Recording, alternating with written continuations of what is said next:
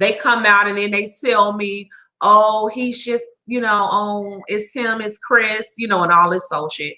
And I would still continue to call the police on him. Okay. Now, it got so bad. His mother, like 3 or 4 months ago, claimed that she was selling her unit and they were leaving. But after sitting around waiting so long for his ass to leave, I started to believe they just had packed all that shit around there just to fool me. Because I'm like, whore, it does not take this long to move. Child, anywho. So, make a long story short, something had took place here this past week around here. Oh, and let me say this. My guy had been here for like 3 straight nights. I would even tell him, because I had a feeling the dude would only come and bother me when my guy wasn't here. So I started to realize, okay, he's not as mentally ill as we thought, because clearly he knows not to come to this door when you're here. So he knows your car. So I started to tell him, park your car somewhere. Don't park on my block. Park somewhere else so that he doesn't know when you're here.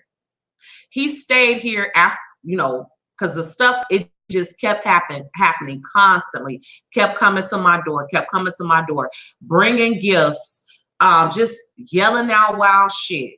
So then he came over here and he had, like, my mother was concerned, like, because my mother,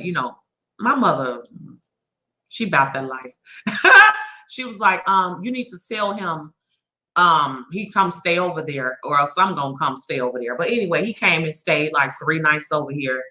And the dude did not knock on my door one time.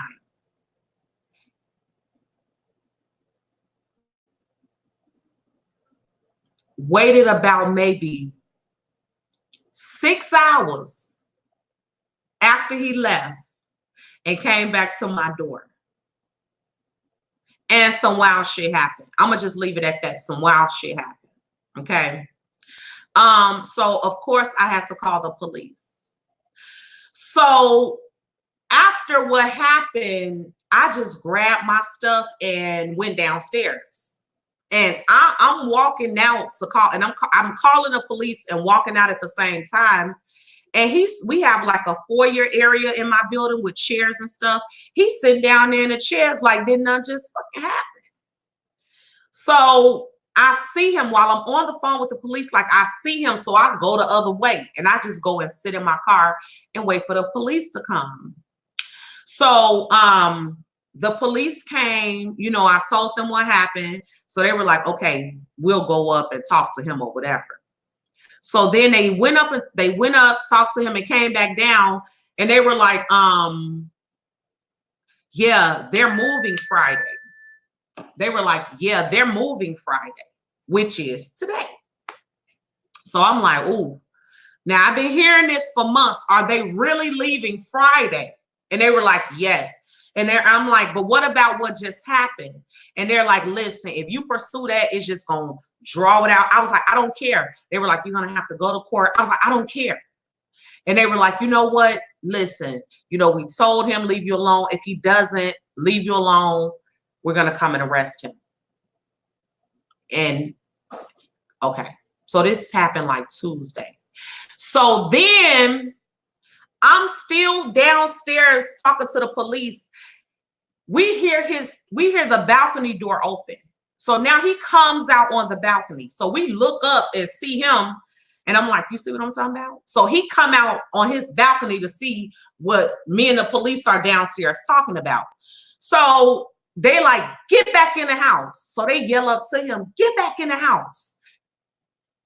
Child, I told them, I said, listen, let's walk under the building because he will throw something off that balcony. And the police were like, we hope he does. We hope he does. So anyway, we go and step like under the building so that he can't see us.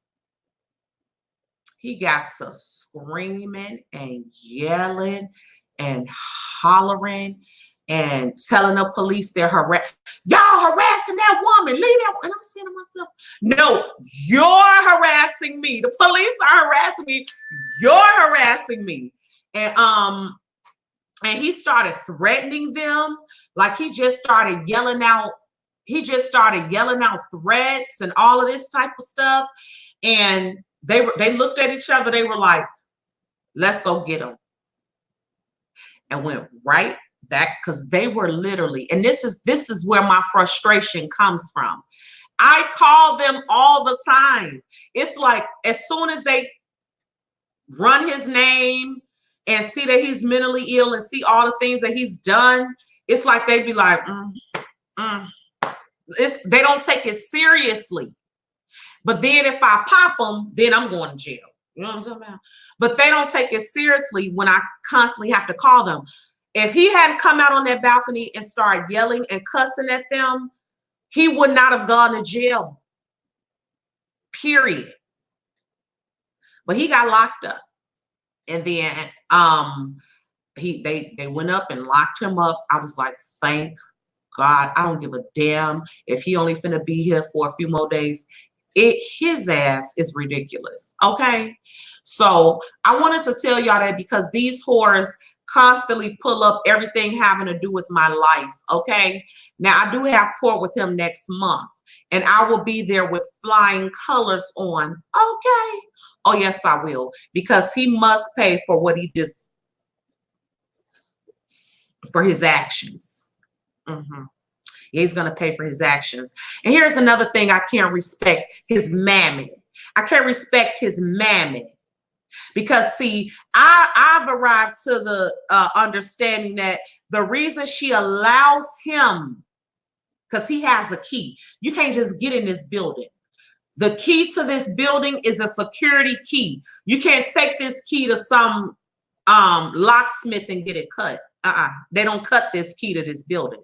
So his mammy gives him the keys. And as long as he's not down there bothering her, she doesn't care that he's up here harassing the shit out of me. So then what I started doing, when he used to come up here and knock on the door at 4 and 5 o'clock in the morning, I'll go right down there and knock on her door, whatever time it was, 4 or 5 o'clock in the morning. We're going to be some woke motherfuckers. He wake me up at 4, I'm waking you up at 4. See, all you care about, all his mama cared about was he wasn't down there messing with them. He wasn't in the house. And when she off at work all day, he roaming the building. So when he come up here and wake me up, I go down there and wake her up. Yeah, we both gonna be woke. That whole party. Now, so they tried to tell the police she beat him with a bag of corn. I sure did beat him with a bag of corn. The hell? He tried to take it. And let me tell you something. So he got out of jail like, was it like yesterday? He ain't been up here. He ain't bothering me, child. He ain't doing none of that. Because see, let me tell you what they had told me. See, now he doesn't live here anymore. So if he comes back, that is trespassing. First of all, even coming here is trespassing. And this building is lit with cameras. They are everywhere. Elevator, out the elevator, the doors. I could turn on my TV and see who downstairs in my building right now. I could turn on my TV. It's a channel that we have in this building that we could turn on and see who's in the building, what they doing, where they at.